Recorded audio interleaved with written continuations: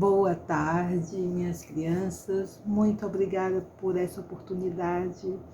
Agradecemos também a Deus por essa oportunidade bendita de estarmos aqui reunidos, falando do Evangelho do Cristo, falando do amor, falando da família. Agradecemos também a espiritualidade amiga que concedeu esse momento, essa oportunidade.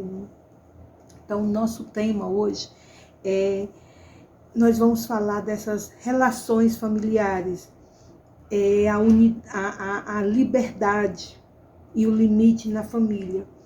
O que vem ser, o que nós entendemos por relações familiares?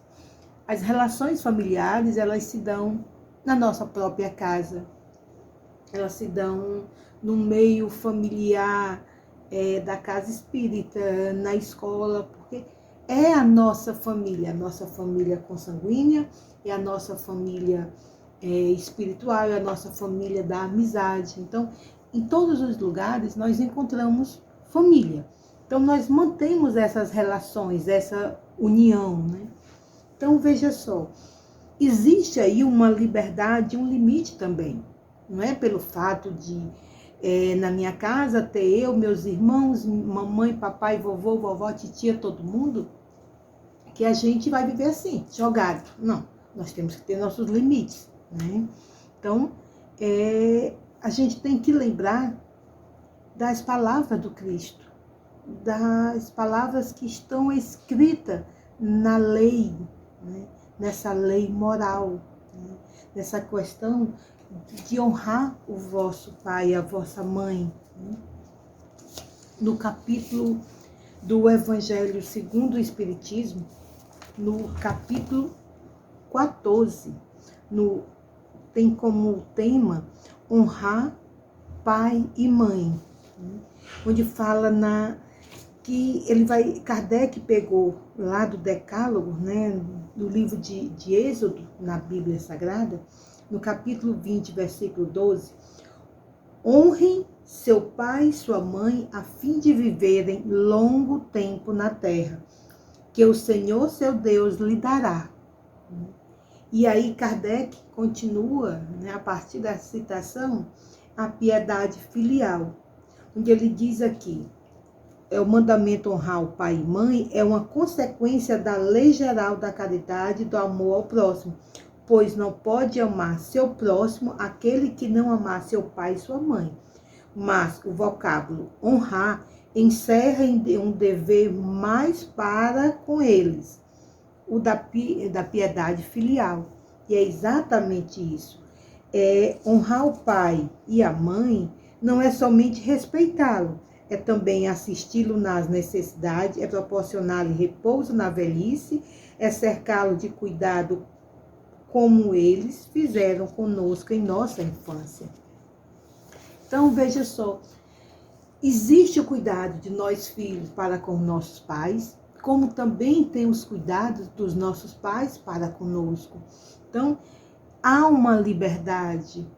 Nós, na nossa casa, papai, mamãe, vovô, vovó, titia, primos, todo mundo, mas nós temos que respeitar o limite do outro. A gente não vai poder chegar e bagunçar a casa do outro. A gente não vai chegar exigindo isso, exigindo aquilo. Eu não gosto disso, eu não gosto daquilo. Não, nós temos a nossa liberdade? Temos, mas nós também temos nossos limites. Então, para isso é que nós estudamos o Evangelho. Nós temos o Pentateuco para nos ensinar. Nós temos a condição moral de Jesus repassado pelos nossos pais para que nós aprendamos a respeitar o outro, ao limite da nossa liberdade. Nós somos livres. O apóstolo Paulo disse que tudo nos é permitido, porém nem tudo me convém. O que é isso? É a liberdade e também o limite dessa liberdade, que vem a partir da nossa família. Então, veja só, a família não é só papai e mamãe, esse laço aqui do corpo sanguíneo. Nós temos uma família espiritual, não é isso? Não só a família da nossa casa espírita, a família da nossa escola, mas a família que vem lá do universo. Quando nós fizemos toda a nossa programação para a família que nós queríamos nascer, que nós vamos nascer. Então, a reencarnação, ela vai nos dar esse limite, né? Essa liberdade de viver. Então, o Livro dos Espíritos, no capítulo 4º do livro 2º, tem aqui parentesco filial. Na questão 205.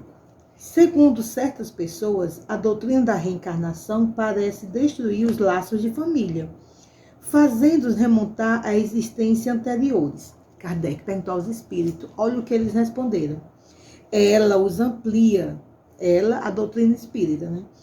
Em vez de destruí-lo, baseando-se no parentesco em afeições anteriores, os laços que unem os membros de uma mesma família são menos precários.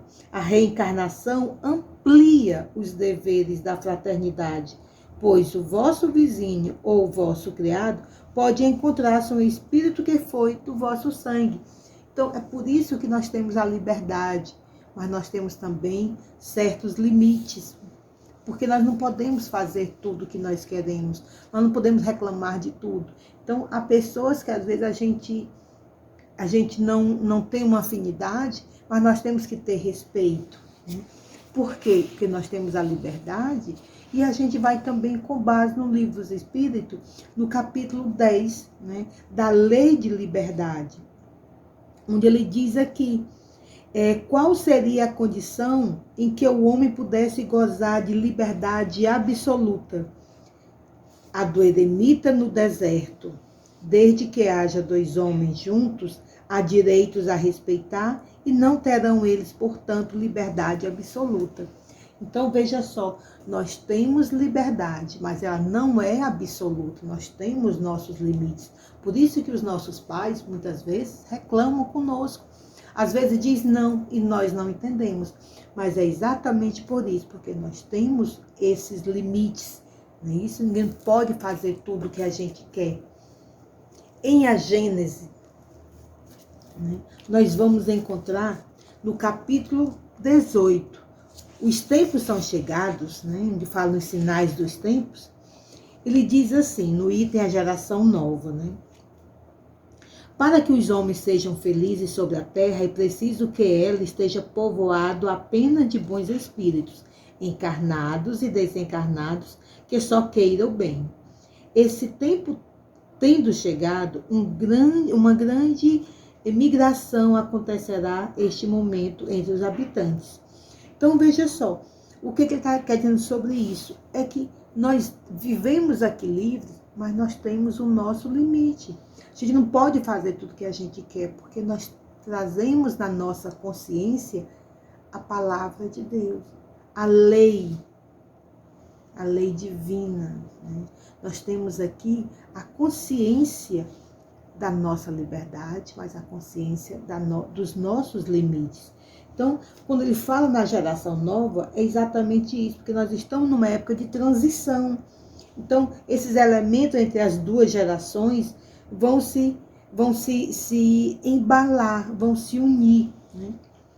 Então, veja só, é por isso que nós temos aqui essa questão da convivência entre familiares, essas relações familiares, é exatamente para que nós aprendamos a ser livre e a respeitar o nosso limite, né? Joana de Ângeles diz assim, libertando-nos das imagens errôneas a respeito da vida, o ser deve assumir a realidade do progresso, da evolução e vencer-se, superando os fatores de perturbação e de destruição. Está no livro de Autodescobrimento. Por que Joana de Ângeles nos diz isso? Porque nós temos que deixar essa ideia errônea, né, de achar que, porque somos crianças, nós temos todos os direitos. Temos todos os direitos, mas nós também temos nossos deveres para cumprir. Então, a gente não pode, digamos assim, fazer tudo o que a gente quer. Para isso que nós temos um lar. Então, é exatamente isso, é no recinto doméstico que vai, digamos assim, acontecer essa reunião de espíritos para constituir essa família, tendo uma liberdade, um amor, mas tendo também os limites, né? E aqui nós temos, estudando o Evangelho de Martins Peralva, vai nos falar algo bem interessante sobre a questão, no seu capítulo 32, a escolha é livre, né? Ele vai dizer o seguinte: sendo a liberdade, embora relativa, o livre-arbítrio, o progresso espiritual não seria consciente, mas se efetivaria simplesmente pela força das coisas. Na escola da vida, os instrutores espirituais procedem com os homens à maneira dos professores com as crianças. Dão informes sobre as lições, explicam-no, referem-se à fonte de condutas, indicam livros e autores, mas deixam que os alunos, durante o ano letivo, se preparem no sentido de que, nos exames finais, obtenham pelo esforço próprio, boa vontade e aplicação, notas que assegurem a promoção na série seguinte. Então, veja só, de acordo com o que ele vai dizendo, buscai e acharei, está no Evangelho de Lucas, no capítulo 11, versículo 19. Buscai e acharei. Busquemos a nossa liberdade e acharemos. Mas a nossa liberdade, ela tem esse limite, como nós já falamos. Nós não podemos ter liberdade suficiente para a gente fazer tudo, até destruir as coisas. Eu posso, eu sou livre. Não. Sabe por quê? Porque eu vou contra exatamente os ensinos do Cristo, que é amar e respeitar o próximo. Então, veja só, quando ele disse aqui que as pessoas são livres, mas se tiver duas pessoas, já vai ter aí um limite, não é isso? Então, veja só, conta-se, né, que uma pessoa naufragou e ficou sozinho numa ilha, e aí ele sentiu total liberdade. Ele tinha ali aquela ilha com árvores, tudo para ele. Vinha algum animal feroz, ele expulsava, ele ficava ali livre, banhava à vontade. Mas eis que tempo depois tem outro náufrago, e aparece uma pessoa na ilha. E aí ele pensou, bem, ele pode expulsar o outro, mas ele ia expulsar para onde? Ele ia adentrar a ilha direto ou matar ou sei lá o quê. Ele resolveu fazer a coisa melhor. Ele resolveu conviver, aprender a viver com o outro. Então ele praticou aí a lei do amor, a lei da convivência. Ele começou a manter essa relação de família, como se o outro fosse o seu irmão. Não o seu irmão de carne, mas o seu irmão de espírito, a nova família que foi recebendo. E aí aconteceu depois um outro naufrágio. E aí foi tendo mais pessoas. E eles começaram a perceber que do outro lado da ilha tinha outras pessoas. Então, a princípio eles não se deram muito bem. Aos poucos eles foram convivendo um com o outro e perceberam que ali já era a sua nova família. Eles não tinham como voltar para as suas casas. Então, passaram a conviver com aquela nova família. Então, é o que nós chamamos de relações familiares, né? Nós vamos passar a conviver, a entender. É exatamente sobre isso, a importância que nós temos de conviver com o outro. E o Evangelho de Jesus nos diz isso, para que nós aprendamos a conviver com o outro, né? E aqui nós temos vários relatos, né? Joana de Ângeles, que vem nos dizer sobre os deveres dos filhos, que toda gratidão sequer retribuirá a fortuna da oportunidade, fluída através do renascimento carnal. O carinho e o respeito contínuos nos representarão oferendas compatíveis com a amorosa assistência recebida desde antes do berço. A delicadeza e a afeição não corresponderão à franqueza, à grandeza dos gestos do sacrifício da abnegação demoradamente recebido. Os filhos têm deveres intransferíveis para com os pais, os instrumentos de Deus para os trâmites da experiência carnal, mediante a qual o Espírito adquire patrimônios superiores, resgata insucessos e comprometimentos perturbadores. Então, veja só, os filhos têm esses deveres para com os pais, como os pais também têm os deveres para com os filhos. Os deveres dos pais em relação aos filhos estão inscritos na consciência. Evidentemente, essas técnicas psicológicas, metodológicas da educação, tornam esses fatores nobres, né, para um êxito desse cometimento maravilhoso que é o amor. Então, o amor entre as pessoas é que mantém essas relações familiares, essa liberdade e esse limite em família. Então, a nossa família, ela é fundamental importância para que nós possamos viver o Evangelho de Jesus. Amando, respeitando uns aos outros, são os nossos limites. Então, nós não podemos nos separar uns dos outros. Nós temos nossa liberdade, mas nós temos os nossos limites. Então, o que é que nós vamos entender sobre essa importância da família? Imaginem vocês não tendo papai nem mamãe, convivendo com pessoas que vocês nem conhecem. Né? O que vai acontecer com vocês? Vocês vão sofrer. A gente vai sofrer muito, muito, muito. Mas como seria a maneira de nós não sofrermos? Aprender a conviver, a respeitar o limite do outro, a entender o nosso limite, porque toda liberdade, ela tem os seus limites. Então, crianças, é isso que eu queria passar para vocês, que eu quero passar para vocês, a importância da liberdade. Nós somos livres.